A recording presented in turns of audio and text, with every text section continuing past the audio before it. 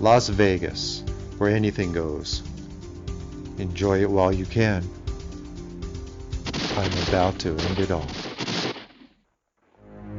My name is Aaron Brand. I always thought I was doing the right thing and preparing for life. I was the first in my class in college in computer science. I joined the military and became a fighter pilot, and won many medals for distinguished service. I'm now a covert agent, mercenary, for any nation that wants to control another. I don't need much to live on anymore. I just eat tuna out of the can and live in the car. I control access to anything and everything, even from my little simple, brilliant setup. My orders from another country are to shut down the Las Vegas Strip for 2 months. I've been given this great power, but I'm so alone without the girl I love. My girlfriend and I always wanted to have children. I love you. And now all of that's been taken away from me. Confirmed. Oh, jeez. He is planning something very big. Bigger than 9/11 or any of the other larger catastrophes we caught in time after 9/11. It's me. Give me the president. Contact has been made. Governments don't dare try to kill me. Where does he go? He's on a quest. Don't ask, he's protected. You're a genius. The best. But you know that. No. This time, it's personal. I can't forget her, nor forgive them for what they did to us. Forgive me. Forgive me. It's starting now.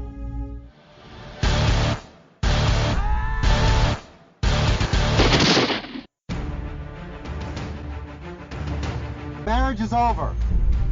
Get out. I've got the package. It's a setup.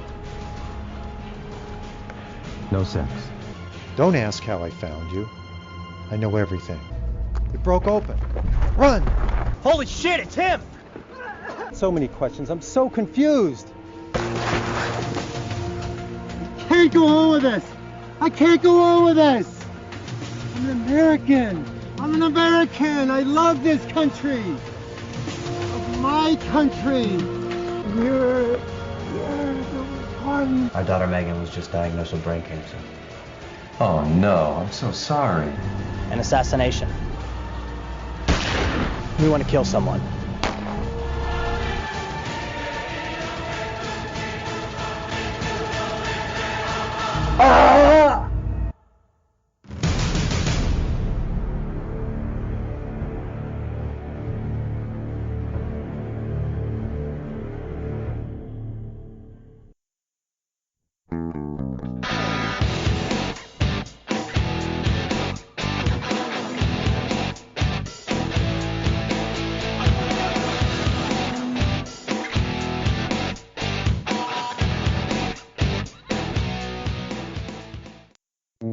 Welcome to They Call This a Movie, testing the strength of friendships one terrible movie at a time. Subscribe to the podcast on iTunes and the podcast services by searching They Call This a Movie.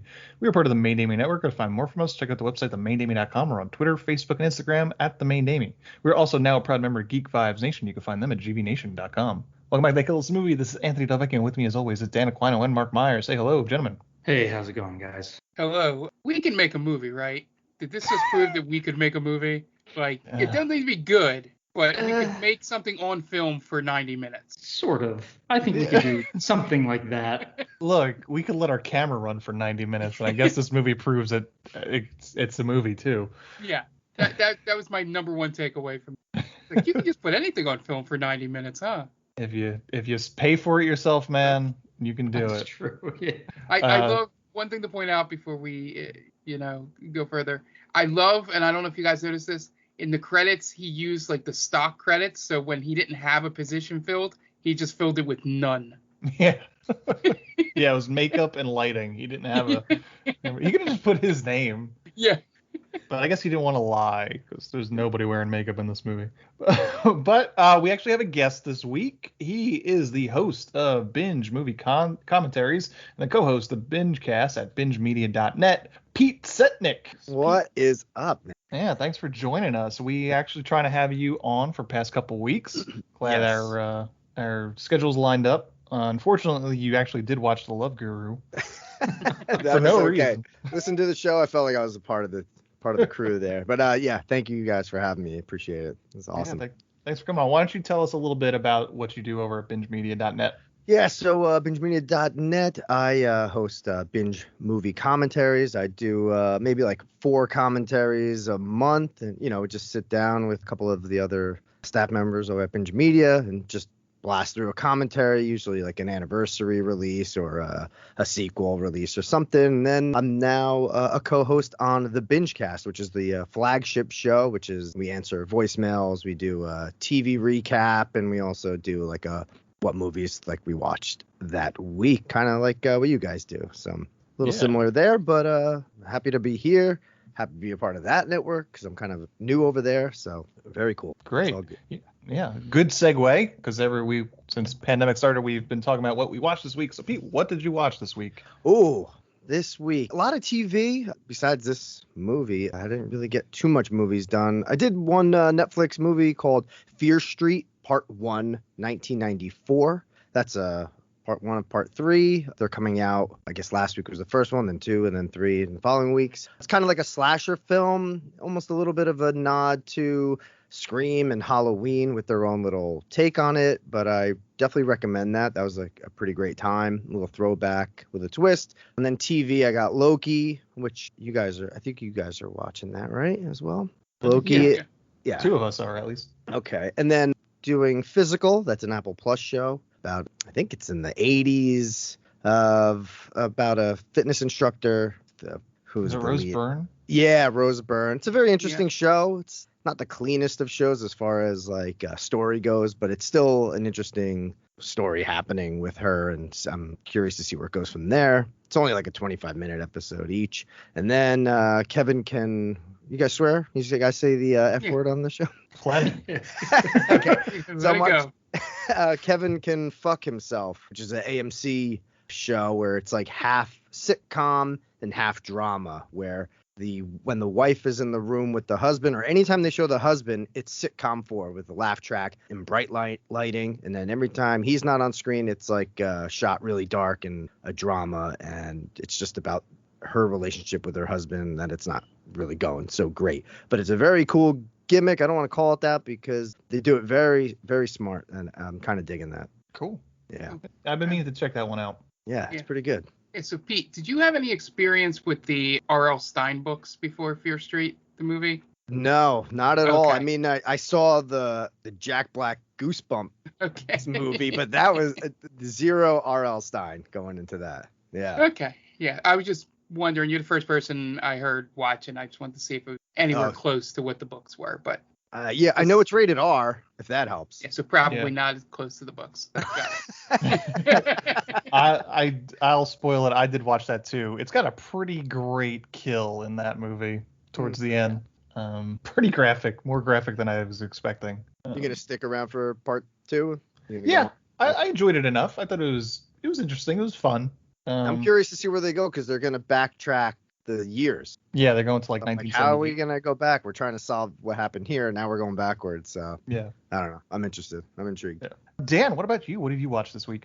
So this week I watched on Amazon the Tomorrow War, and that's a futuristic war kind of thing. Like they travel through time, and I didn't like that movie, so I decided to watch a much better time travel movie in Terminator 2, which is definitely, I don't know if you guys have heard of it. It's a decent little indie director, James Cameron. Yeah.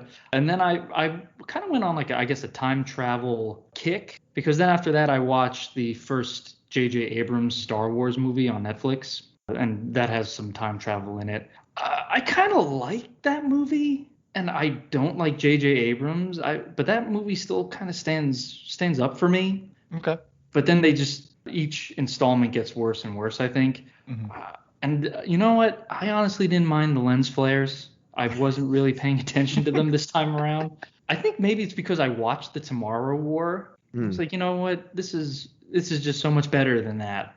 And yeah, I think that, man, the Tomorrow War had such a good idea. It had a lot of the first half of it really isn't needed as much. You could probably trim 20, 30 minutes off of it and have a clean 2-hour movie. Yeah. But yeah, I saw it was 2 hours and 20 minutes. I noped right the fuck out.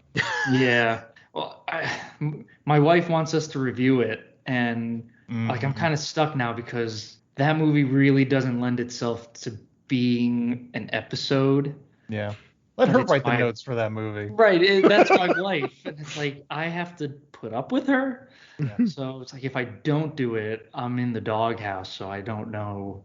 I'm stuck here. Right. But she refused to come on our rubber episode, which she told us to do. So she has to come on the next one that she suggests. Yeah, that'll never happen. But Yeah. she just makes the demands. I don't know if you know that. She just demands what I do, and then kind of sits back and watches the destruction. Watches the world burn. Okay. Yeah. But that was it for me. All right. Mark, what about you? Anything? Yeah. No, I haven't watched much this week. I watched way too many movies last week, so I'm a little moved out. I watched 9 movies to be exact last week, so. Gee. Oh yeah. We're not mentioning that.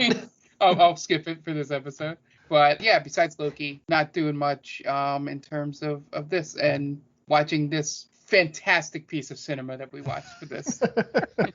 That is This one thing to podcast. call it. One thing to call it. For me, watched Fear Street, 1994, I guess is the full title of it. I watched False Positive, which is a Hulu movie starring Abby Jacobson and who played her husband? I forget. Oh, Justin Theroux.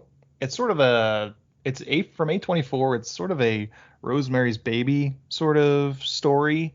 Not great, really. Very disappointing. I'm not 100% sure if there's anything that constitutes a horror in it now that I'm thinking back to it. Like, I don't know if there's anything supernatural in it, except for like the last shot, which then was like, oh, well, fuck you. Because it's always that last shot. Even like, I think the last movie, like Saint Maud, was the same thing. It was like, last shot. Oh, maybe it was true, maybe it wasn't. Yeah.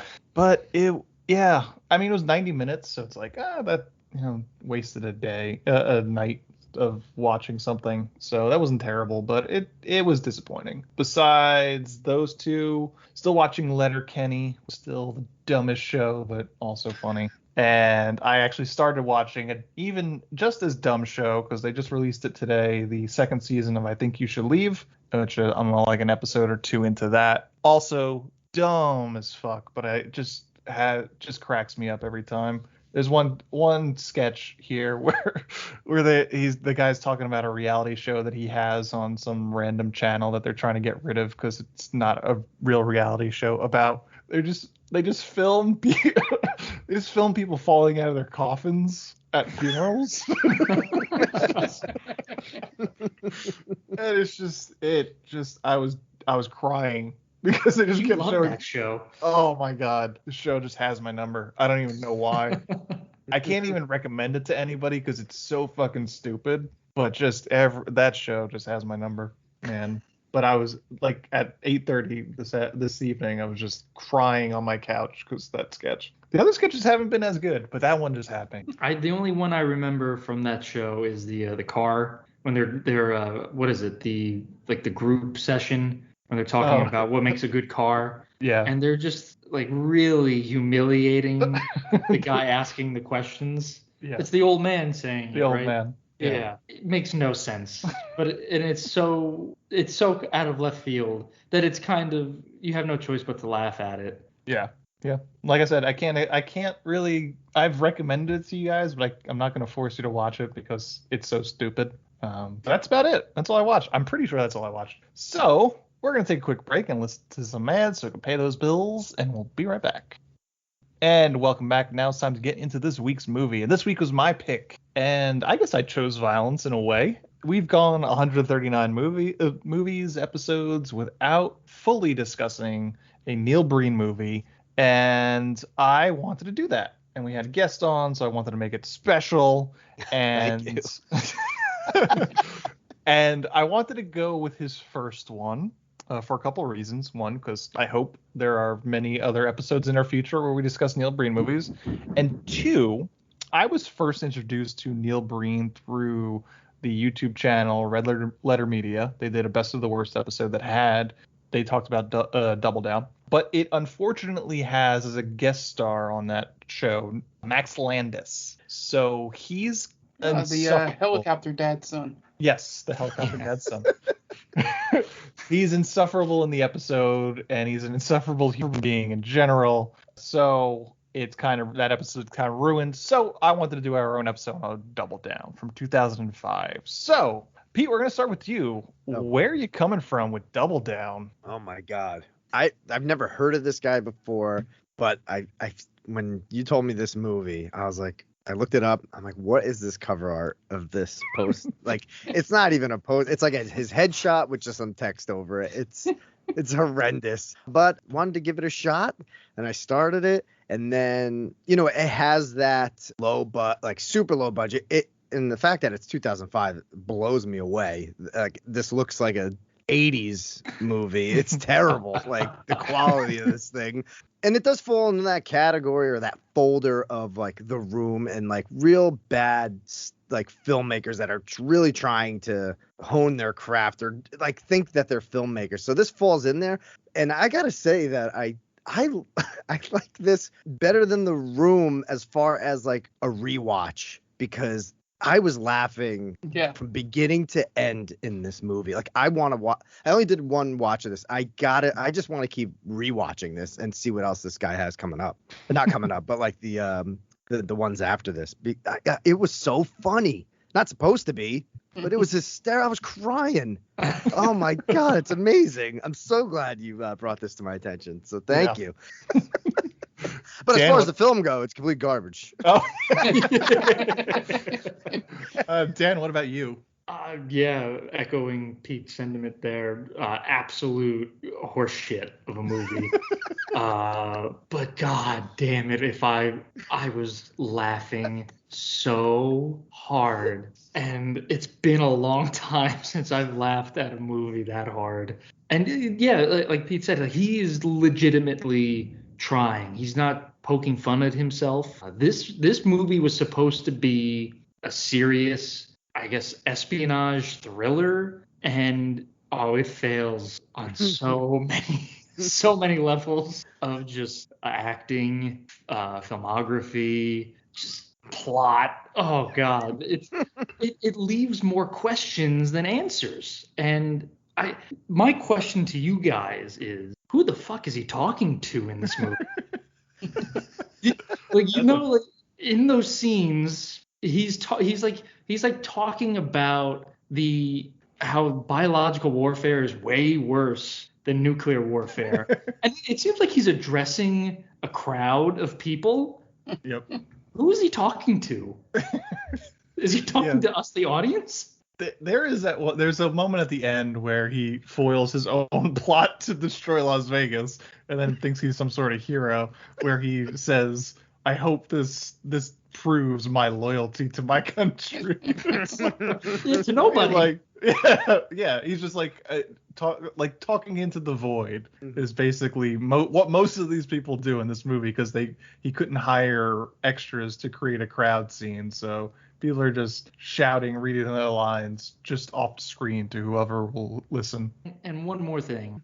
Is Neil Breen Jesus? So that's the thing. I think a lot of his movies portrays himself as some sort of Jesus-like figure. Yeah. Yeah, right. Because he sees the dead. I mean, but he does fail to cure brain cancer in this movie. The biggest letdown of the movie. And then he just hangs up on that person. Yeah. I have another call. I gotta take my daughter died. Oh no, how's that possible? Oh, I gotta take this. Oh God, I can't imagine someone saying that in real life. Just like, hey, my only child died. Oh, hold on, I can't talk right now. What is going on? Oh, Mark, what about you? Well, first off, I was upset that this wasn't a fictionalized movie based on the KFC sandwich, The Double Down. That's right. If KFC wants to sponsor this episode, we are all ears. Yeah, bring back the 2 chicken breast as buns sandwich. You know, Yeah, whoever America created needs it. that marketing guy was a genius. Second, my only experience with Neil Breen is when you showed us that trailer where he started to wade his way into special effects. Mm-hmm. Yeah, And the Twisted Pair trailer, which was like our second episode. We did a really short episode on that trailer when it dropped. yeah, and that was my only experience with him. So going in, I thought it was going to be a lot of cheap computer stuff, but this was felt like, as Pete said, a guy that was like, I can do this. I've seen a lot of people around here do this. Give me a few cameras, I'll rent them. I'll go out there, and hell, he did a good job for a Las Vegas developer that has no film experience. Yep. Everything was in focus for the most part. Yeah. So notch 1 on the making a film, everything in focus. Yeah. There was a severe light leak though throughout most of this movie. Well, J.J. that's Abrams movie would two. never. He learns how to fix that in movie 2. But no, in this, as Dan alluded to, I was laughing out loud watching this by myself at multiple points in this movie. And at times I'm like, I don't want this to end. Like, I want to see what other stupid shit happens in this movie. Yeah. Because it goes from that whole 20-minute, monologue voiceover thing where he does everything that I've heard from when you ask somebody, what's a sign that a movie's going to be terrible? Oh, when they do stupid exposition in the beginning of a movie. And he leads it off with that, my name is this, and I used to be this and this and this, and I have all this, and I want all that, and I did, and I'm like, you're just reading your character sheet, that you make when you're handing out sides for this. Yeah. I don't know. It was, everything about it felt like he came up with this movie in pieces and then tried to put it, like, wouldn't it be cool if this was in a movie?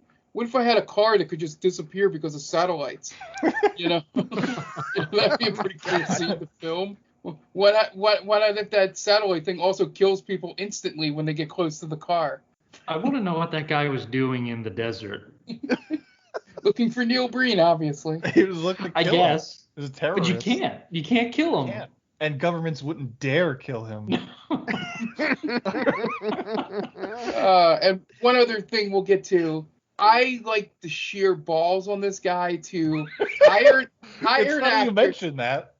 Well, yeah, it's all the same scene, by the way. That he hires a female actress to basically nude, but yet it's just for him. Oh yeah, it's like not in the, like, she doesn't show anything except her ass when she's floating in the water.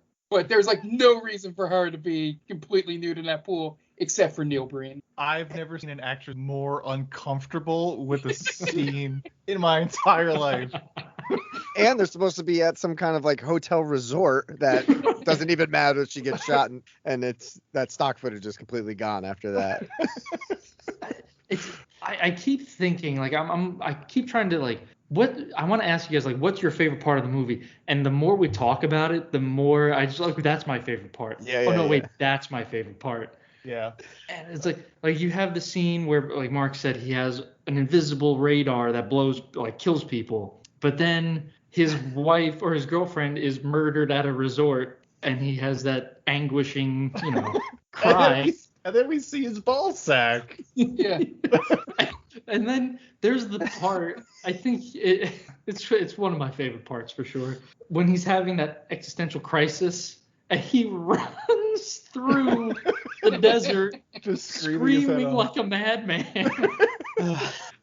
I don't know what's my favorite part. It's never happened in a movie. I like Marvel movies. I like comic book movies. I can always pinpoint that's my favorite part of the movie. With this movie, there's too many to count. I think one of my favorite things is like more of an overarching thing, is that the fact that he keeps telling us how great he is, and we have no evidence of it throughout the entire movie. He can't even eat tuna out of a can and drive at the same time.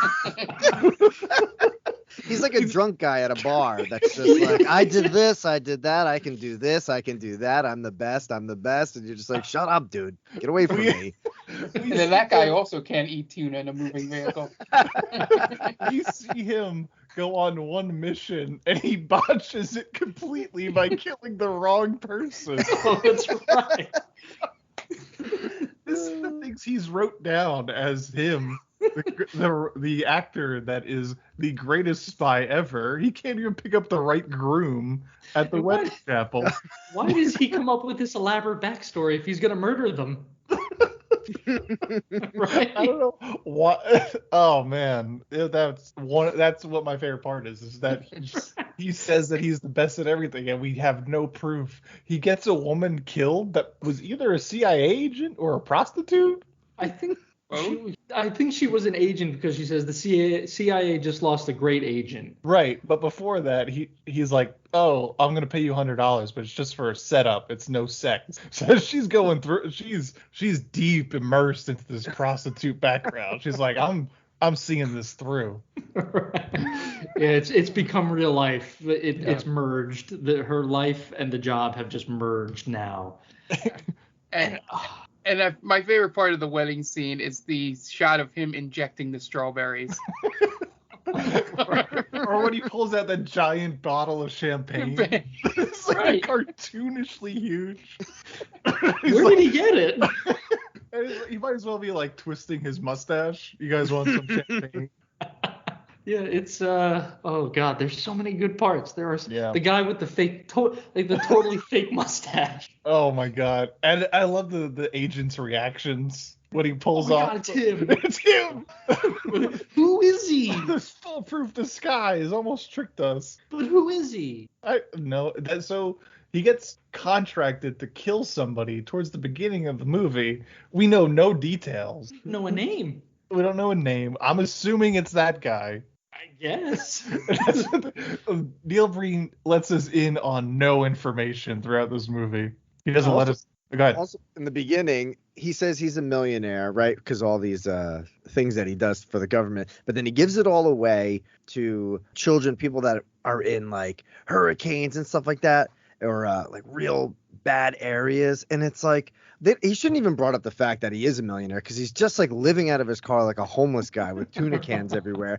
And the fact that he does all this, that he says he does all this good for everybody, but yet he has explosives in major cities to go off at any time. I don't understand where he's at. Is he a hero or is he a villain? It's so confusing. He might just be a crazy man living in the desert. Like, none of this is true. I mean, nothing is more evidence of that than he carries his dead wife in his trunk in a body bag, apparently. He does, right? That's her.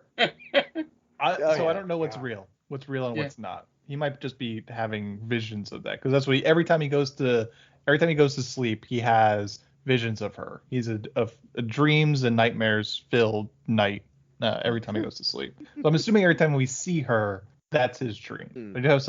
I got a couple of notes as the overall. It's not every day you get to see someone's midlife crisis play out in real time, and I admire this film for that. I've watched this twice. I'm still not sure what happens. I was wondering what the skeleton and skull budget was for this movie. I love, we kind of touched on it prior to recording, but the stilted dialogue, it's basically every character is kind of talking and then forgets that there's still more lines after they finish speaking. So there's a couple of examples, just like when Neil Breen's character is talking to guy number one, I guess, and they're talking about how this could be the worst attack since 9/11, or the attacks after 9/11, of which there were many. And you're like, what the fuck are you talking about, my man? I think that was just him hedging his bets, so that this movie always stays timely. Right. Well, yeah. My favorite one was, I can't believe I'm remembering all this because my memory is terrible. But my favorite one is I guess they stop a drug bust for some reason, and Breen gives the CIA detectives the drugs or the anthrax. I think it's anthrax. I have no idea. So he does the whole drop is hilarious to me. But he's supposed to be handing over a bioweapon for, I guess, drugs, and he drops it on purpose. It's like, Oh, the vest with the medals on it. Oh my. He wears it twice. Yeah. He's won every medal Yep. that you could think of. I think he's also won some medals that would mean he was in multiple branches of the military. Right. I'm surprised he didn't say like the Silver Star, which means you're dead. He's the best, Mark. Don't act like it can't happen. The old man in the desert is who's the old man? I was 100% thinking that was going to be God. That's what I thought. Yeah. Or like him as an old man. Yeah, why not just throw time travel in? Right. At this point. They should have had him wearing like the same boots. What was the I guess the one part that puzzles me, and I brought it back to like, is he Jesus or whatever? He questions if there's an afterlife, gets confirmation that there is an afterlife, and then immediately asks, I need to know. You just found out, my dude. We're at peace. All right, but you still haven't answered my question. Right. There, again, so many questions. Yeah. Even Neil Breen had questions, and he didn't get those answered either. I wonder how much of this movie is stock footage. I wonder if anyone ever timed how much is actual stuff that Neil shot and how much of it is stock footage, because I think it's like half. Yeah, I was gonna say right. I was gonna say like somewhere between like 40 and 60%. Yeah. And then there's like 3 songs because it's just on repeat the whole time. It got a little monotonous after a while. The last 25 minutes is like the one song just looped. It's hard to tune it out too. That's the problem. Oh yeah, real tough.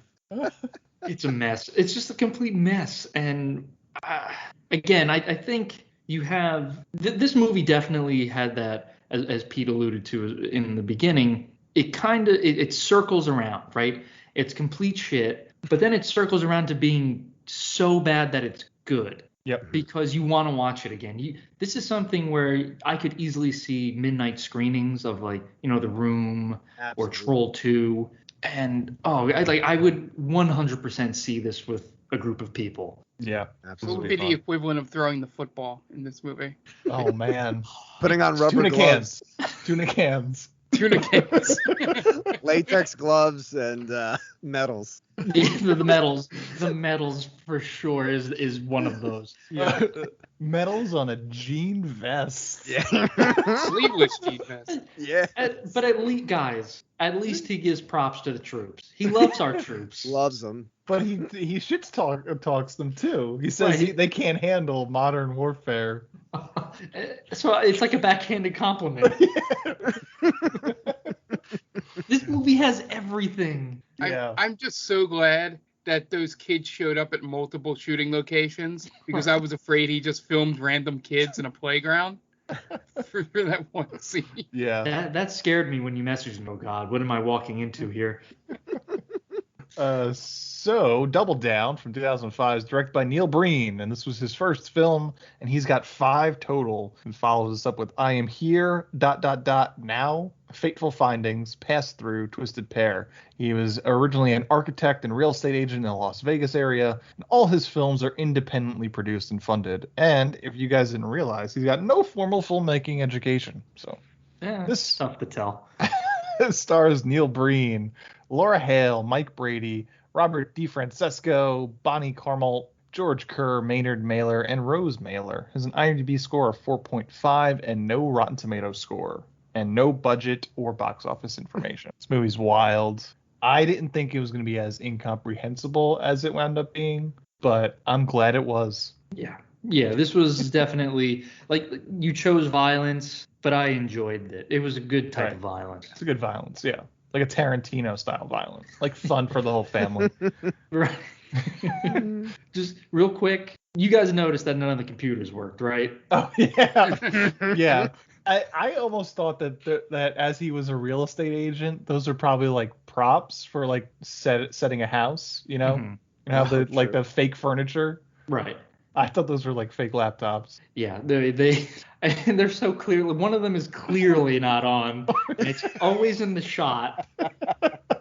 I think he thought that he could fix it in post, and then found out how much that would have cost. The fact that he's a real estate agent, you'd think he'd have better filming locations than. Yeah. just the desert and then wherever he could shoot on the strip of Las Vegas. Like, what are you doing, man? Go show a house, tell everyone to leave, and then shoot there. Right. Like Kevin that's what he Smith would winds do up that doing. kind of stuff, right? Like when he Yeah. shot Clerks, he worked at the quickie stop basically, and Yeah. they shot at night. Like, you telling me you can't do that? Just like shoot around your schedule a little bit? Right. Yeah. Oh, I gotta stage this house for like 12 hours between 8 p.m. and 8 a.m. Right. Nobody come in. He didn't think of that. He was too busy thinking of the cool things he could say about himself in this movie. Oh god, it's that list is it's never ending. Yeah. He does it all. It's 20 minutes long in the beginning, and then there's more later. I thought it had to end, right? Like, okay, you're getting a little exposition at the beginning of who he is. Cool. 10 minutes in, this has to end soon, right? It can't be. And then once I hit like the 15-minute mark, I thought it was going to be nothing but voiceover. Yeah. Like, oh, all right, this is that kind of movie, I guess. Yeah. But all right, I'm hunkering down. And he didn't even get to the part where he can steal any car with just a cell phone. And that's the first 20 minutes. The things he's capable of with he's like, didn't he say he's holding the 3 cell phones up and he's like pre-recording them or something like that? He's recording the messages somehow. Yeah. He says it's a conference call, but he's just talking into 3 cell phones. 100% that's what it is. It's 2005 though. He couldn't add anybody to the call. I do love the visual of him holding 3 phones. One of my favorite moments, and I actually have it in my notes, is when after he's stolen the Rolls Royce, he picks up the phone to call someone and then he fumbles it. He just fumbles it into his hand and he has to pick it back up. It was like, man, take a second go of that. You could definitely do that cleaner. This is our super spy, can't handle a flip phone. Yeah, it makes me wonder if he just didn't want to take another shot or if the other ones were so much worse than that. Or like 23 takes. The owner of the Rolls Royce was like, all right, come on, guy, pick it up. Your hour's about up. Well, he said it was like super easy to steal the car too, right? It was easy. The Ferrari, yeah. Yeah, the Ferrari. Yeah, it was so easy to steal it. I'm like, all right, man, we get it. You're the shit. I wonder if he got the Rolls Royce back within the hour, because he said he was going to have it back to the valet in an hour, but then he killed the wrong guy, so he had to basically go out to the lake too. And they wound up killing themselves. Why did they kill themselves? Because they knew something was coming. Bullshit. Neil Breen was on the case. Bullshit. They don't know who he is. What is this? He's such a frightening force of nature that people have decided after they've gotten married, their first act as husband and wife is to go into a suicide pact and shoot themselves in the forehead. Right. So he's like, it's a suicide pact because they know something's coming. That doesn't make it a suicide pact. They're mercy killing themselves, I suppose. Right. That's not. Oh god, I am laughing so hard right now. This I love this movie. One of my favorite. I hate it, but it's great. Yeah, I think my favorite bit of all time in this movie is wrenching the satellite attached to the trunk. There are 0 bolts that are in the wrench, and then holding the laptop, typing, and looking at the satellite as if he's gonna see something happening to the satellite. Like, it doesn't move. There's no laser. I don't know what he's doing. And then he puts that laptop down. He takes the second laptop, starts typing, looks at the satellite. Nothing's happening. I don't know what he's trying to do there. And then they cut to stock footage of like NASA for some reason. Yeah, they have like it's like a space shuttle capsule. Yeah. For what? He's controlling that. He's showing us what he's doing, at the end of his trunk, and then showing us what that's controlling through stock footage. He's fantastic. He's brilliant. He is. He must get phenomenal coverage out in the desert. I get all the channels. Oh, God. And the laptops under the random rocks. I mean, how are they not burnt up?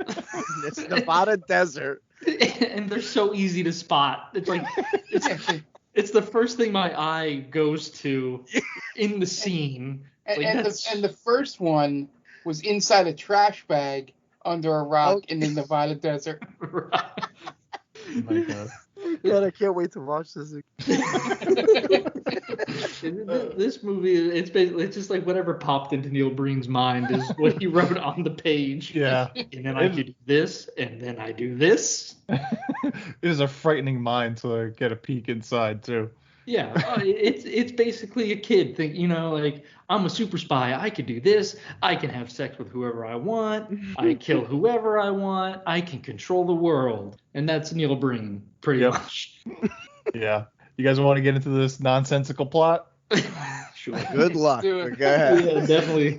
Dan, what do you got for us this week? All right, real quick. Gonna give a shout out to our friends at the Top 10 with Tia and her friend Brittany.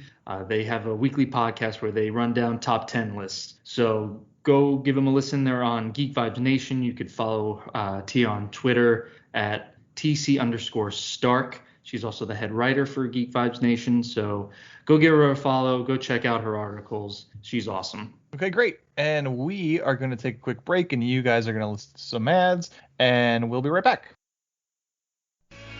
Hey, this is Ken M. Padawan J. Coach Duffy. From the Ocho Duro Parlay Hour podcast. Every week, the ODPH is talking sports, movies, TV, comics, and more. It's always a parlay of topics on each episode. You can find the ODPH on Apple Podcasts, Google Podcasts, iHeartRadio, Spotify, Stitcher, Podbean, and wherever you find great podcasts, such as the one you're listening to right now. Don't forget to check out OchoDuroParlayHour.com, where you can find the links to all of the ODPH social media accounts, links to the bands whose music you hear each week on the show, hashtag 607 podcast info, and parlay points, our companion blog section of the show. Thanks for listening to the ODPH. Now get back to your regularly scheduled podcast. Welcome, travelers. Seems like you're looking for a story. Well, I got one for you. It involves adventure, friendship, and all sorts of... Earl, why don't you tell him about that time I stole that big-ass melon? Yeah, I was going for more... Or you could tell him about the time I kicked her ass, Earl. I wouldn't ever tell them. Do I need to get my ref gear on? Okay, everyone, shut up. Now come with me as I tell you a story from afar. Hey everybody, my name's David. I'm the DM for From Afar Podcast. From Afar Podcast is all about four friends separated by distance, but brought together by adventure. Hope you all stop by and give us a listen. Thanks.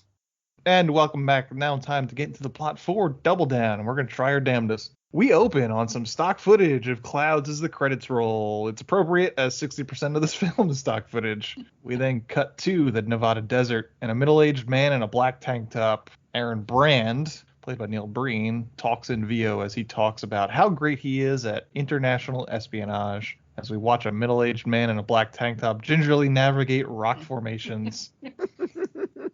We also Couldn't have made a cut there. It's just like an old man easing to a bath. It's like, oh, gotta brace myself against this wall as I slide down, not wearing the right boots for this.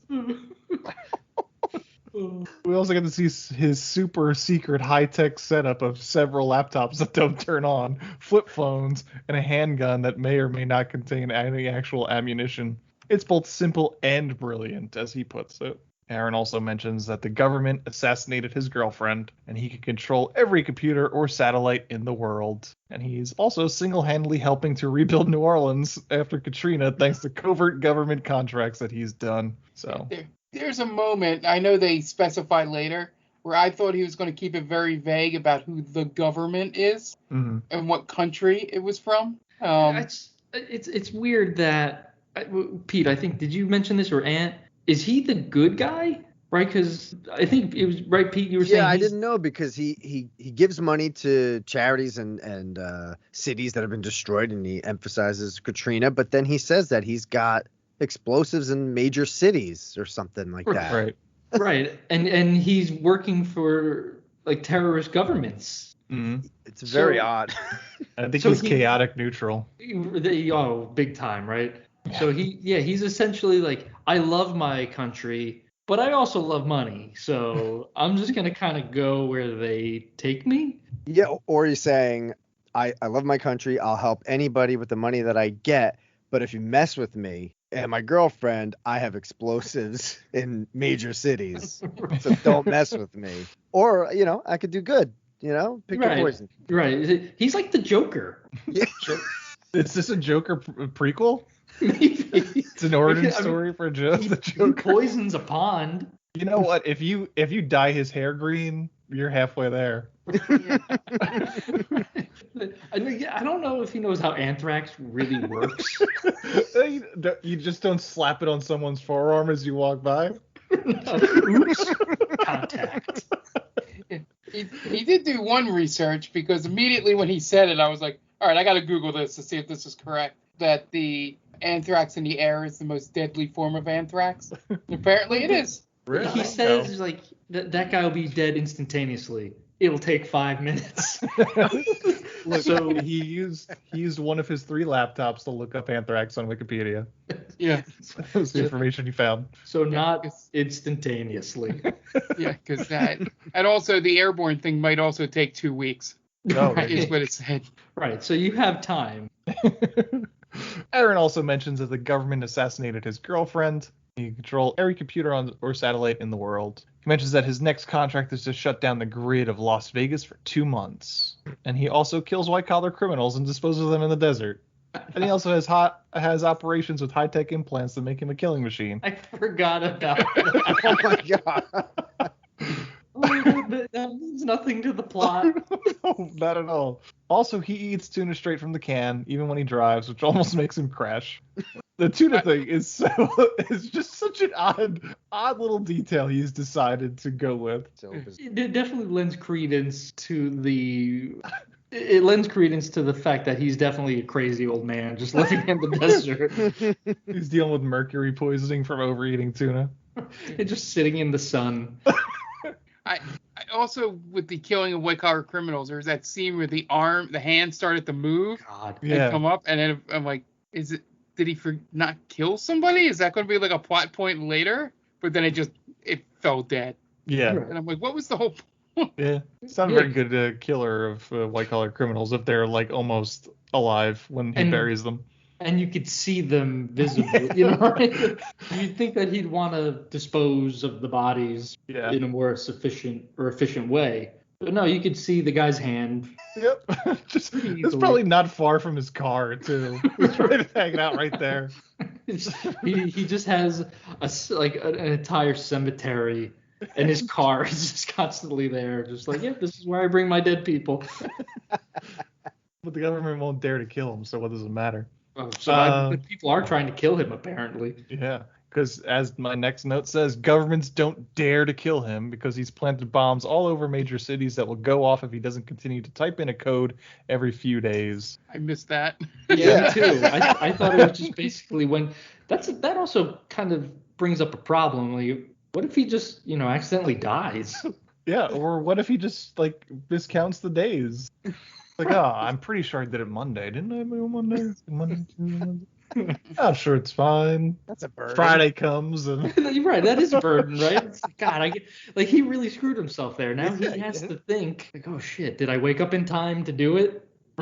Right. I don't know. But yeah, what if he gets into a car accident and dies? Or is in the hospital at least for an extended period of time. I need my laptops. Sir, you can't leave this hospital bed yet.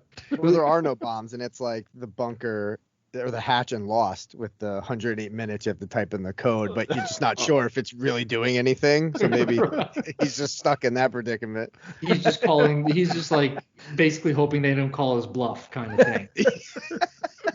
Don't test me. Yeah. He can also turn invisible thanks to a shield he invented. Just tack it on.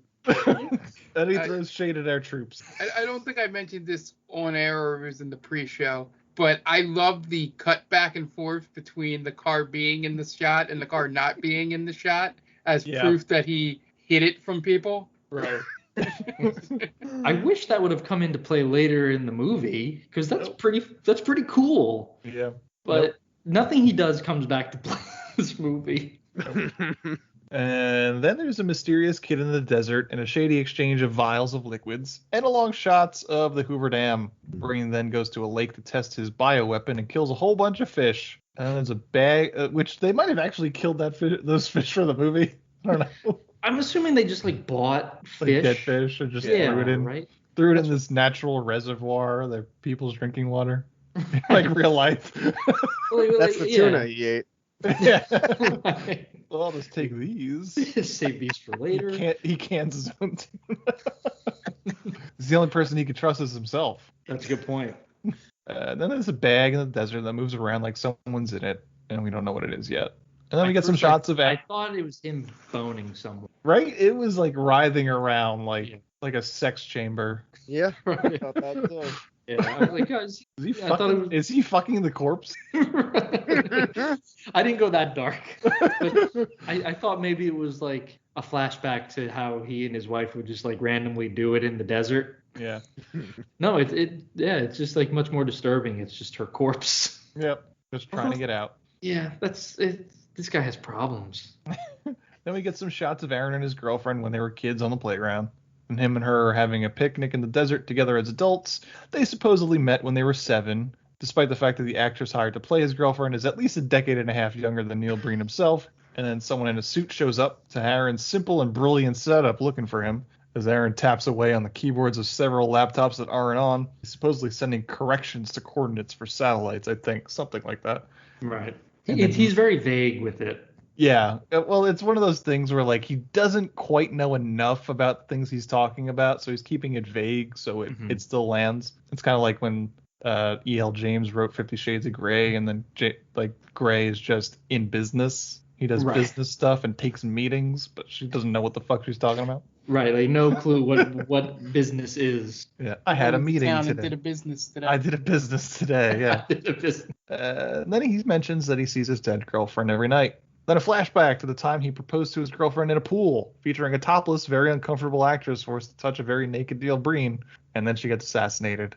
And he floats with her in the pool in anguish, balls fully on display. Yeah, they float. I think everything else of this movie overshadows the fact that we see balls. Taint and balls. But to be fair, I got nothing. It's pretty gross.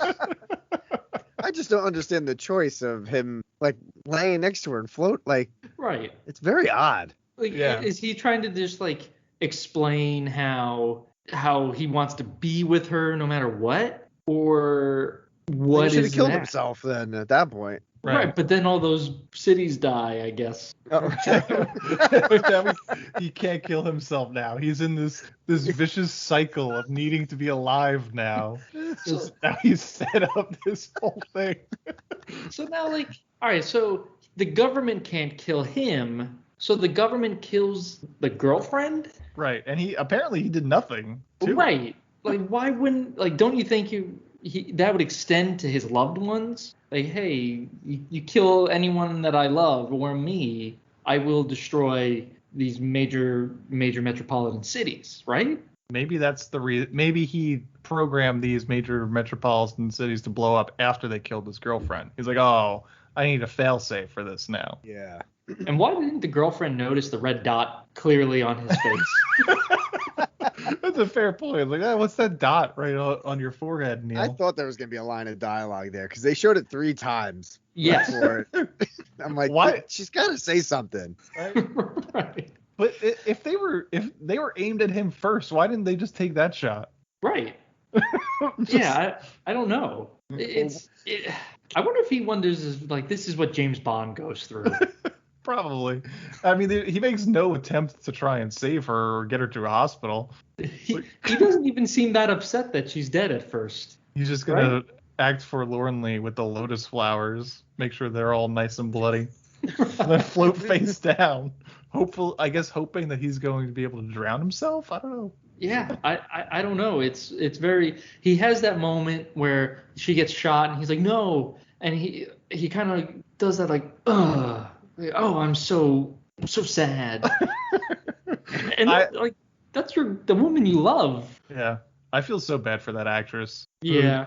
Like, it feels like it was like, is there a reason why I can't just have a top on? Or like, why we need to be naked? Like, right. Pete, you said it, they're in a resort. Yeah, the first it's a stock footage of like this hotel resort. The pool is packed, and then it just cuts to them like in a corner of a pool. Yeah. And I'm like, where did all those people go? Don't mind us. We're just gonna be over here naked. He's got nothing on, and she's got like these small skin-colored thong on. Yeah. I wonder how much convincing it took her. I think this was a compromise because he probably wanted her to show tits on camera. Yeah, and she doesn't. So the compromise was that she's topless, but you don't see anything. Like she has to strategically maneuver herself into the pool while he's like grabbing at her, and she's like, ooh. Yeah, just really, I've never no normal person stands the way that they stood. No. Right? Like their body is like turned at a 90-degree angle in a way. Yeah. You can't see anything good. Yeah. So that was, I don't think she wanted to be there for sure. Yeah, she's like, you're not paying me enough to show my tits in this movie. Definitely seems creepy. Yeah, oh yeah. Definitely seems creepy in real life. Yeah. He then wakes up next to his car in the desert, the words "help me" written on his car in blood.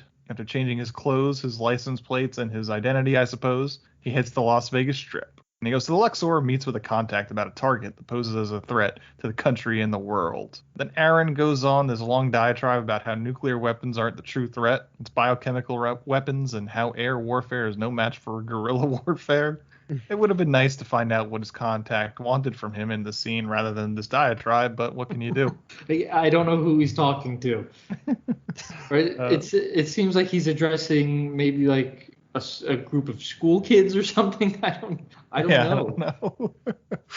After some more stock footage of Vegas, he wakes up outside his car again.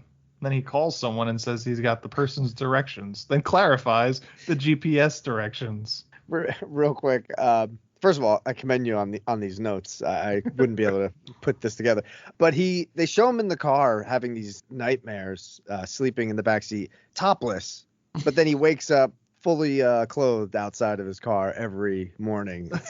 Like, is he putting his clothes on and then goes outside? He must be doing that, right? And then putting the "help me" blood on the car. I can't believe how many times we saw that shot too. Yeah, a bunch. And do they say is it him doing it? It's gotta be, right? It really Who does. else could it be? It has to be. Yeah, and he only has two outfits in this movie. He has the black wife beater and the jeans, and the vest. Yeah. Oh, and then he's got his Vegas Strip outfit where he has like the button down. Oh, Yeah. so like that's like when he meets the contact. Yeah. Yeah. His professional look. Yeah.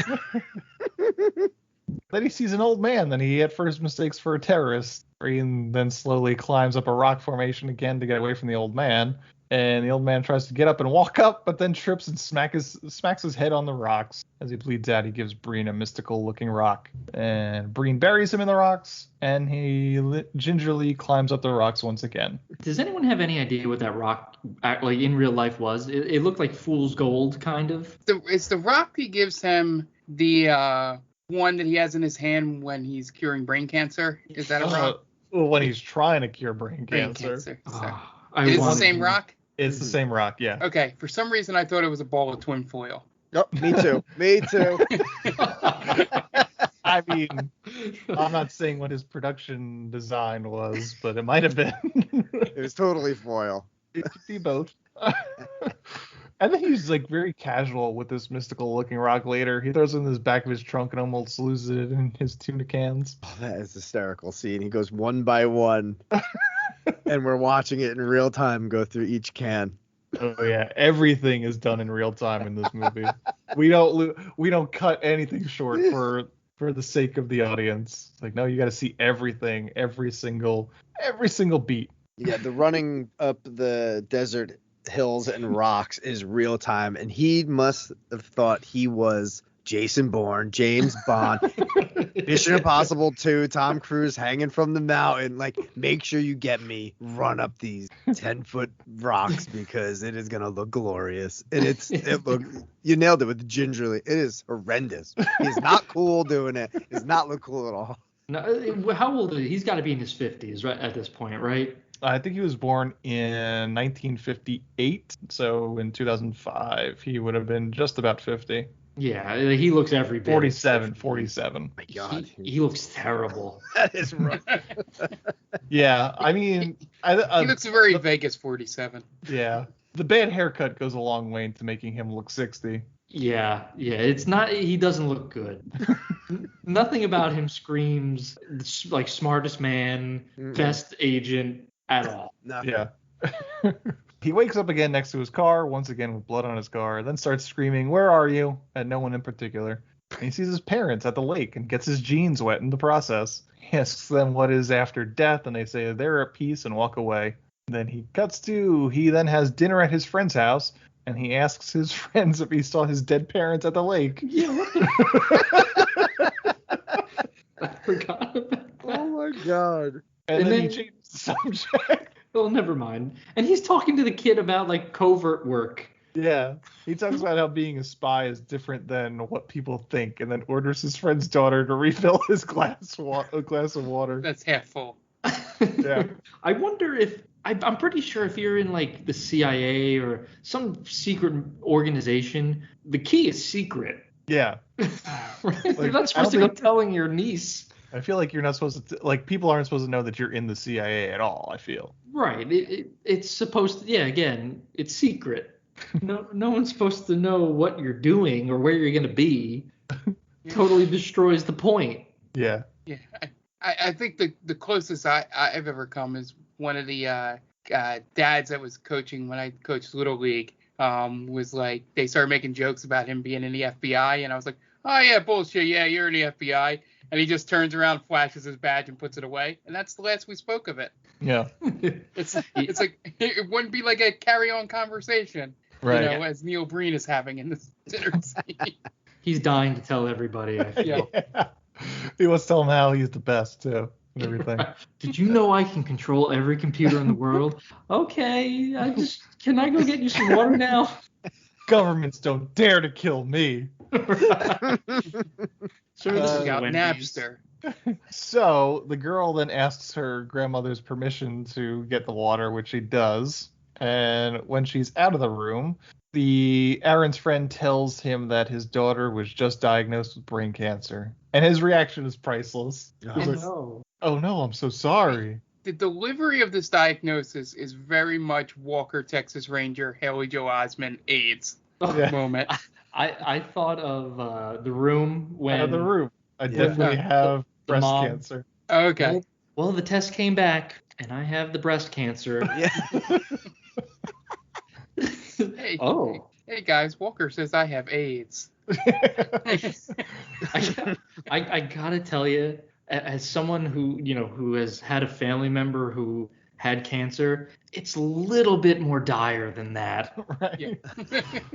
Just a little bit. Like there's a little bit more urgency in it than it's not just a throwaway subject at dinner.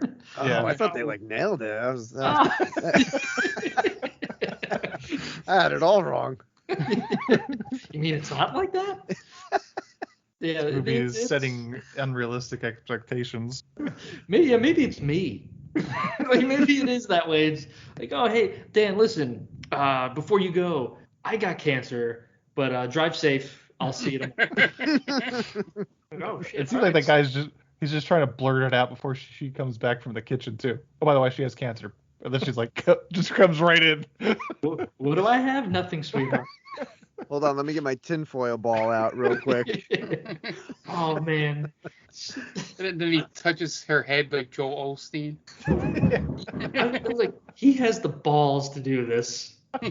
Of course he does. Yeah. He went to see the Mind Freak We've seen him. times. We've seen those balls. Strip. It's true, yeah. Yep. We can confirm. But it's also like, where did he get the idea that now he could cure brain cancer? Is it just like it's got to be just wishful thinking? Yeah, right. But And he's so sure of it. Oh It's yeah, like, man, I did it. I'm the best. yeah. Mission accomplished. But to be honest, I don't know about you guys. And I'm curious to think what you guys thought. I dead thought this movie was going to turn into like an evangelical kind of propaganda, right? Because he just finished seeing his parents, Right. and now he's saying, "Oh, I can cure cancer." I was like, Yeah. "Holy shit! This is gonna become a religious movie." It's super odd that he doesn't cure the cancer because this is such a narcissistic movie. Yeah. It's like you could have wrote that you cured cancer. Who's gonna say anything? It's all bullshit. It's all about just sucking your own dick. Why not cure cancer too That's a while great you're at it? point, Great point. And why write yourself that you botch a hit? It's like, You can't eat tuna while driving. like you set up in exposition that you are the perfect basic specimen of a human being, but you make yourself look like a buffoon in several. Like, what like odd character defects? You're right. Like maybe he thought to himself, like, listen, I'm batshit crazy, but I'm not that crazy where I think I could cure cancer. And it also read like he saw in a book or something that every character has to have a flaw. Right. It's like I'm gonna make him eat tuna constantly, but the character quirk is that he gets it all over himself. It's a mess too, man. It's all over the place. It's like, man, just pull over for fuck's sake. I didn't know tuna had crumbs. What are you doing? Yeah, it's not even just a little bit of tuna. He spills like half the can on himself. And it might just be me, but isn't eating tuna from a can a two-hand operation? Yeah. He's all over the road. Luckily, he's in the desert. Oh my god.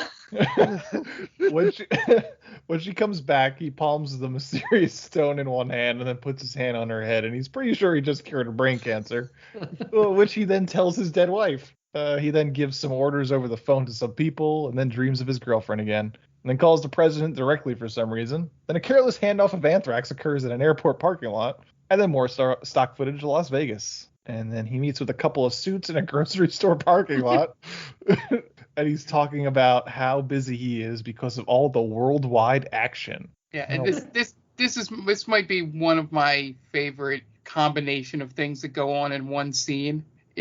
Starts with the grocery cart crashing into the car to plant a bug. Mm-hmm. That is very obvious when the cart goes away. The line reading is atrocious in this scene. Sorry.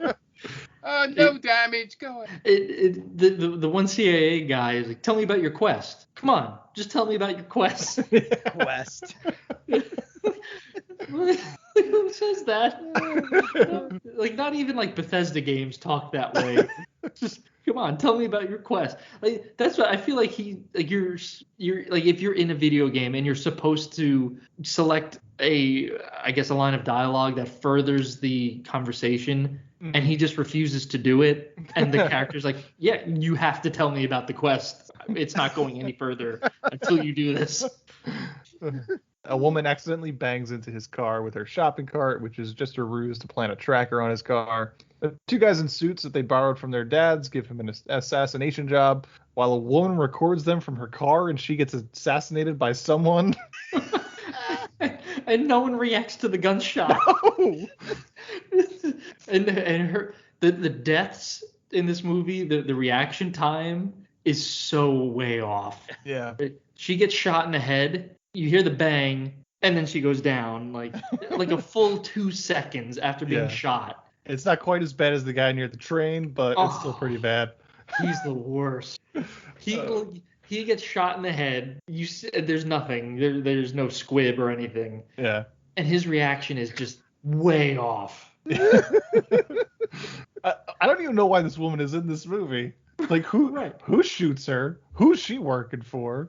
But she gets a credit. Like, the credits at the end of the movie are completely inconsistent in terms of who gets credited. Like, there's half the cast isn't even on that list, but this woman in car is on the credits list. But who is she filming for? I don't know. The government?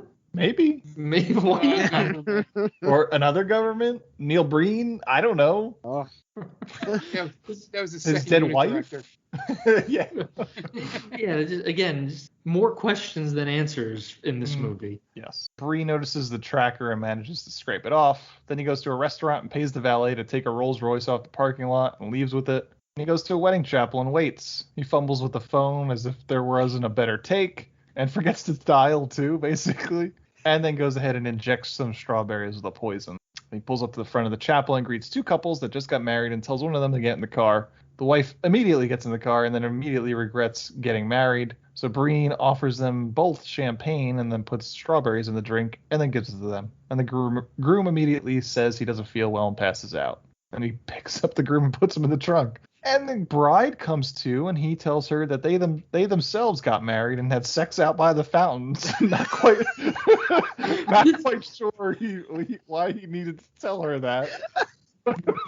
That line of dialogue is good too. Like, who are you? Oh, we met last night. We had some drinks. We had some laughs. We had sex out by the fountain.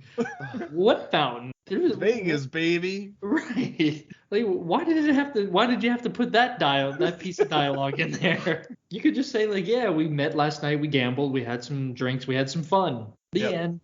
Did he find out that he messed up the kill before she woke up or after? After. Oh, like she's there. She's like, who are you? And then the phone call comes in. He's like, what? No, that can't be. Okay. Like, oh, I got the wrong people. Get out of here. I don't want to be married to you anymore. He says that. Neil, you weren't married to her. You weren't even married to your original girlfriend either. Right. Like, did he forget? He's never been married. So method. Right. He's never been married and he's pretending. Yeah, he pulled the George Costanza. It's not a lie if you believe it. So he gets a call and he's told he picked up the wrong couple and the right couple is headed for the lake. So he yells at the first bride and tells her to get out and then puts her where he dumped the husband, but her eyes are wide open, so I'm not sure if she's dead or not. Then he tells her that here's your husband. Yeah. So I don't know assuming she's alive. Right, but she's kind of acting like she's dead or like paralyzed at the very least. Right, like we don't fully understand what happens with the drug. It was like a non sequitur scene that really didn't need to happen. No. Then he goes to the lake, and the couple he was supposed to kill decided to commit suicide together. So the only way it's possible to have a suicide pact is how they did it, by shooting themselves between the eyes, as one does. And then he has more dreams of his girlfriend. Then goes to the strip and just slaps some anthrax on some random guy's forearm and walks away. Why? I don't know, because I thought the plan was to shut down the Las Vegas grid for 2 months with all his satellites. Right. What's the point of the satellites if you're just gonna slap some random ass dude with some anthrax? And also he at one point he says he's going to visit Vegas. So like, you're gonna pay for it forever. I thought you were only shutting it down for 2 months. Yeah. What are you doing? It just seems inconsistent because he keeps talking about how sophisticated everything is and his plan and how all these satellites are under his control, and then he's just walking around throwing anthrax at people basically on the strip. Like, man, anybody could have done that as long as he gets some anthrax. How difficult is that plan?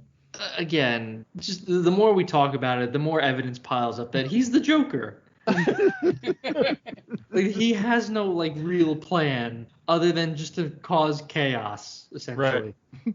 Unless it's a threat to the government, like, look, I have anthrax. Look, I just killed a random guy. Maybe. Right. And I don't know maybe why I'm he trying wanted to justify this film. Right, you're giving him credit. Trying to meet Neil Breen halfway, and he's giving you none. I see what you're doing, Neil. I got it. It was a threat. Right. Don't listen to these guys, Neil. I'm picking up what you're laying down. If you need a body double, I got you. Then he calls up a prostitute to help him with a job, and if you told me he was doing the voice of the prostitute, I would have believed it. He says it's a setup. He doesn't need her to have sex with anyone, and he offers her $100, and then he hangs up, and she gets mad at him for some reason. He really cheaped out. $100. Yeah, like maybe You're a give the millionaire. people, maybe give Katrina survivors a little less money and pay your prostitute a little bit more. Right, you're a prostitute / informant, I guess. Yeah, and she's wants some of that Neil Breen dick too. She's like, why don't you come on over after, and I'll show you a good time. Yeah, she was gonna do it for free, Neil. Yeah. Sucker, giving her 100. So then he steals a Ferrari using his cell phone and picks up a guy that's wearing a fake beard and mustache. And calling them a fake beard and mustache is generous. They're most certainly pieces of felt that have been taped to this guy's face. I was so worried, not worried, but I was dying laughing as if like that was the guy's costume for real in the movie. Right. It was only until they pulled it off I was like, oh, okay. But I'm like, this budget is so low. I could have seen him use this fake mustache and beard for this actor. Right, yeah. Just tried to get away with it. 100%. I was kind of hoping that. There's never going to be a reveal that, oh, no, it is fake indeed. Like, no, this is real. Like he tries to pull it off and it doesn't come off. It's like, oh, wait. He's botched one attempt already. Why not this one? Did he think adding the beard made it more believable at Neil Breen as a director? Like, if we just put a fake mustache on him, everybody's going to know. But if we add that beard... Can you imagine in real life, you put that shit on your face, and you get in someone's car, and the person immediately doesn't call you out on it? Like, what is that? It works, though, for a while. Oh, well, I guess, but only in this universe. Yeah. So then he gets distracted by the prostitute friend waving at the guy from the parking lot, and then Breen injects him with a trank when his head is turned, which really, you really didn't need to bring a prostitute into this. There are other ways to distract him. It's like, hey, look over there. And he doesn't inject anything into him, first of all, because the liquid is still in the needle. Yeah. So he just basically stabs him with the needle, and that's it. Yeah. He then meets with his contacts and takes off the beard and mustache off the guy he tranked, and they are surprised to see that it's their target, and pull out their guns in broad daylight, ready to unload it into a parked car, Tupac style. With Neil there. With Neil there, yes. And his prostitute contact winds up killed, but she was actually a CIA operative the entire time. I would have loved if like he pulls up in the Lambo and he takes the mustache and everything off, and the CIA agents are just like, okay, was that a big reveal? We know who that is. Yeah. But no, they are 100% fooled. Yeah. Hook, line, and sinker. Yeah, they got to be dumber than Neil. Right. Right. Yeah. Oh, and they do a good job of being so. Oh yeah. It'd been great if it was just like that was just part of it, just so because the guy played two parts, so it was like, well, how are we gonna get this guy? Like this guy's got two roles because we couldn't afford another guy. Let's just give this character a mustache and beard. No one will know. Right. At this point, and no one's paying attention. You made it this far. Congratulations. Yeah. Right. We then cut to a bombed out property in the desert with people with AKs, and Breen and the agents approach them, and they have an exchange of a bioweapon for some drugs maybe, and then Breen does the classic, I dropped the bioweapon, run routine. And then a gunfight ensues, but we have to see it. Breen gives the drugs to the agents, and then he's off, and the older agent just talks about how great Breen is. And then that's one of my favorite lines of dialogue. Like, where's he going to? Because he's on his quest. But don't worry, he knows how to defend himself. He's special. It's like Commissioner Gordon at the end of the Dark Knight. But obviously in the Dark Knight it's much more fluent. It's like Gary Oldman is a slightly better actor than that guy. Those are weird shot scenes too.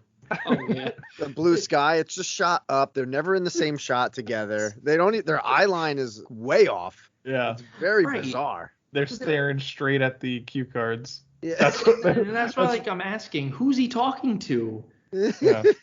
Right? Because he's not talking to whoever's in the scene with him. No. No one's ever in the same. Neil and the guys that he meets, I think it's earlier on, but he does talk to that CIA op or whatever, an older guy. But those shots are hysterical. And then he looks like they're both looking left, which is funny. But I think he's just, I don't know what's happened. I didn't realize that because it's like there's a lot of close-ups of just their faces, pretty much. Like you kind of just see the neck up. Yeah. And it's them just reciting dialogue. Yeah. To the void, to empty space. Right. Then Breen meets back up with his dead wife, telling her he has so many questions and he's confused. Same, Neil. Same. and then they make out. Breen hangs out at a train depot, clacking away on his dead laptop, saying he's preparing for the Las Vegas attack. Then he kills some terrorists, I suppose, because we never actually see them. Then he puts on his medals and sets up his satellite dishes. And again, throwing shade at the armed forces. Yep. And he brags about how he could set up an EMP to take out the city grid. I think it's a call to let him know that he did not, in fact, cure the little girl's brain cancer. And tells them he has to take another call and drops the mystical rock into a whole bunch of tuna cans that he just has in his trunk. And we never hear from that family again. Nope. Sorry your daughter died. Next. And then he has a breakdown about what he's about to do. Because he loves this country. He's an American. This is his country. Is that when he goes running through the desert? That's when he throws himself on the ground like a little child. When he has a temper tantrum. Yeah. Grabbing at the soil. Yeah. I love this country. Oh, that's so weird. Yeah. He keeps repeating he's an American. Yeah. Oh man, I don't get it. And then he runs around the desert like a maniac, just randomly screaming. He gives one good scream, and when you think he's done, he's way in the distance. He screams again, and that's when I lost it. I laughed so goddamn hard at that second yell. It's so unnecessary, but so great. Yeah. Just a middle-aged man yelling in the desert. You're yelling at clouds. Old man yells at clouds. Personified. Yeah. And just runs around the desert having a mental breakdown. He's driving to start the attack, and then the child version of himself shows up. And then his dead wife asks him to make time stand still. Then he cuts his arm with a pocket knife. A bunch of random scenes that are just back to back. Then he finds a tracker that they got on his person thanks to a well-placed wad of gum on the ground. And then more screaming in the desert, more skeletons. He scratches his arm on the head of a ram, and then his dead wife comes and heals him. And then there's a public announcement by government officials regarding an imminent attack. They say that there's nothing to worry about, which immediately red flags. And diversions are put in place, he says. And then more stock footage. He then decides that he's got to stop the attack that he himself put into motion. But if there's anyone that can do it, it's him. He clacks around on his dead laptop and then calls on 3 flip phones. And then there's a shootout at the train depot featuring people we've never met before. And there's no explanation. They're just like, is the plan still on? Yeah. Who are you? It's his team. Right. Are they with Neil? I guess so. They have like a direct line to him. But with what? No one has a phone. I don't know. He was giving them up to the minute updates. Oh yeah. They knew exactly what was happening. Yeah, he's changing the code. Right. It's like he's calling a Hail Mary. Yeah, an audible baby. Right.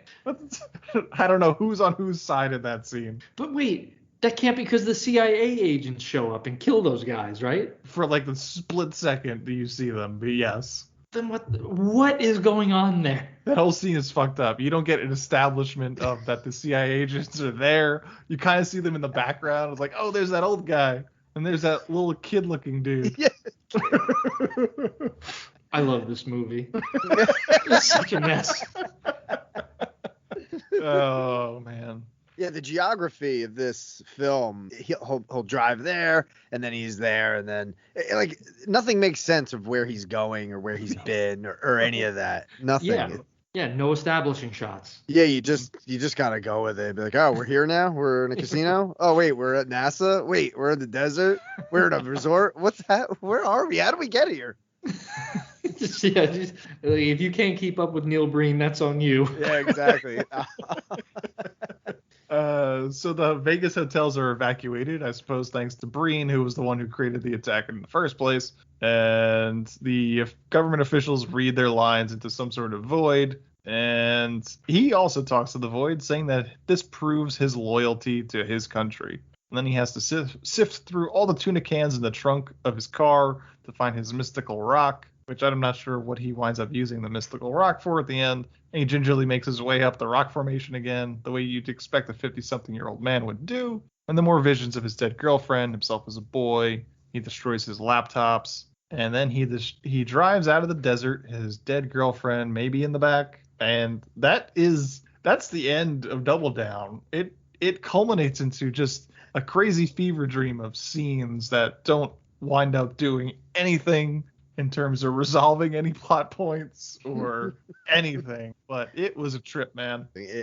I did not stop laughing, and it was such a joy to be watching this in my living room. I had the best time. I wasn't mad.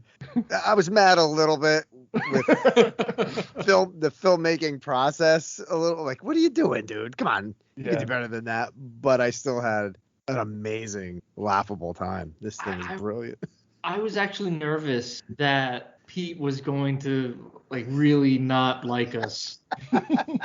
Oh shit! I was like, I'm enjoying this a lot. I was like, I don't know what Pete is into, you know. So I was just like, shit, man. He might come on and be like, I'm just gonna run through the motions because this movie sucked. Never invite me back again. Right, Pete, you are a good sport, man. Thank you so much for this. Appreciate it, man. This hit all the right notes as far as like just some C movie, you know, comedy like The Room and like you said, Troll 2 and stuff like that. This is right in my wheelhouse for this shit. I love it. Yeah. There's like that 14th minute of the beginning exposition where it's like, all right, maybe this is a little bit of a drag, but it picked up after that. Yeah. Yeah, I was happy with this movie. Again, I would love to see this in a midnight showing. Oh yeah. And just like hoping that people dress up, almost like Rocky Horror Picture Show kind of thing. Fake mustaches and beards and stuff. The jean vests with the medals. I like my wife and I go to Comic-Con, and he goes to Comic-Con with us. I just want to cosplay as Neil Breen now. Yeah. I'm gonna cosplay as Neil Breen with the jean jacket. The jean vest with the medals, and like I'll just like bring a random laptop with me. Laptops and flip phones. Yeah, it's not on. Clearly not on. 2 people will get it, and it'll make my day. Yeah, I can't wait to have an excuse to watch his next one. I feel like you gotta give it some space. Yeah. You can't front load it, or else then what are we doing here? But yeah. Oh, you know what I just realized? That what episode are we on now, Ant? This is 140. Oh, we should have had a 138th episode spectacular. Oh man. We didn't think about that. Shit, man, we blew that. Well, way to bring it up now. I know. After the fact. Yeah, that's bad. But usually like Pete usually will kind of like discuss how we would make the film better. You can't do this. Yeah, you can't do this film justice that way, right? No. It's too much work, I think. Yeah. Right, because then you're just like really getting to like, you should have establishing shots, and you should have better acting, and you should have better dialogue. Like there's too much. Yeah, it's a lot of. It'd be more work for us than it was for him to make that movie. Yeah. The way you make this better is you throw this in the trash and you start from square one. But this is a gift for us for sure, and I'm again, terrible movie. We had a great time today, kids, but this movie sucked ass. Yeah. Don't go into this one thinking you're gonna have a great time, but we had a great time. We did, yes. Yeah, you gotta temper your expectations, but it was wild, man. It was not what. So I've been aware of this movie for quite some time, and I've seen reviews. I was still unprepared for it. Just how much nonsense it is basically what took me for a loop. Yeah, it's crazy. Yeah, I wasn't expecting that either. And again, we watched a Neil Breen trailer. Yeah. So you would think that, oh yeah, we know what's going down here, but oh god, this is in the room. The room was shot better. Yeah. Mm-hmm. Yeah, and there's a plot to it. Right. And even Troll 2, I mean, it has establishing shots. You know where you are. Yeah. And yeah, the dialogue's terrible, but the characters have names. They're sort of fleshed out. Yeah. Here, you are given the faintest of ideas of who you're talking to, where you are, and what you really like. This is like a puzzle, this movie, and you got to figure it out. Here's the pieces. Go at it. Yep. And I'm definitely rewatching this before The Room. I'll tell you that. This was so much fun. I'm really glad you liked it. So am I. Yeah, I think that's all we got to talk about. I think we lost Mark. I think the storm's picking up. So, Pete, you want to plug your stuff? Yeah, you could go to bingemedia.net. They got a Twitter and Facebook. Their Twitter is Binge Media. I only have a Twitter account. I'm also on Facebook, but I don't really use it. But for Twitter, it's PeteMC23. And go to bingemedia.net. Check out their podcast as well. Great. Thank you guys so much. Yeah, thanks for coming on. We had a great time. Hopefully we'll have you on again soon. Hopefully it lives up to this first one. This was a good good first episode that you've been on. Yeah, I may bring this over to the Binge Media waves, and this is like commentary worthy, and I'm thinking about having you guys on for that if you guys want to go a little bit more in depth on this one. I think that'll be a blast. God. Definitely. I would love it. This is my new obsession now. Me too, man. You know what? We'll do it. We'll have you guys on. We'll do a commentary for Double Down. I love it. That'd be great. All right. Dan, you want to plug our shit for us because Mark is not here? Yeah, sure. And again, just Pete, thank you so much for joining us. I had a blast, man. Dude, thank you so much. Honestly. Pleasure meeting you. And you too. I'll plug my thing first at Diaquino122 on Twitter. Don't really do anything on there, but just promote the Main Damie. So we have a bunch of different podcasts under the Main Damie. We have They Call This Movie, which airs every Thursday. We have a Real Play D&D podcast that airs every Wednesday called Stranger Damies. You can follow us at Stranger Damies there. And we also have a video game review podcast, the Game Vault podcast. Those air every other Monday. So I believe the gentleman and lady dropped a new episode yesterday. But if you, it's at Game Vault Pod, I believe. Yes. So go check them out. Give them some reviews, and you can find everything at themaindamie.com. Great. Yes, and we are They Call This a Movie, and you can find us at Spreaker just by searching They Call This a Movie. We are also on all podcast streaming apps. Just look for They Call This a Movie, and we will pop right up. TheMainDamie.com is our main website, and you can find us on all socials just by searching The Main Damie. So that's Facebook, Instagram, and Twitter just by searching The Main Damie. We are also proud member of Geek Vibes Nation. You can find us at gvnation.com and on all socials and all podcast streaming apps just by searching Geek Vibes Nation. Tons of great shows. If you're into geek stuff, there's surely a show for you. I want to thank Pete once again for coming on. He is bingemedia.net is where you could find him and all his great commentaries and shows and the Binge Cast. And that's going to wrap it up this week. The director of Double Down is Neil Breen. And for Dan Aquino, Mark Myers, and Pete Cetinich, well, Neil Breen, you certainly made a movie, didn't you?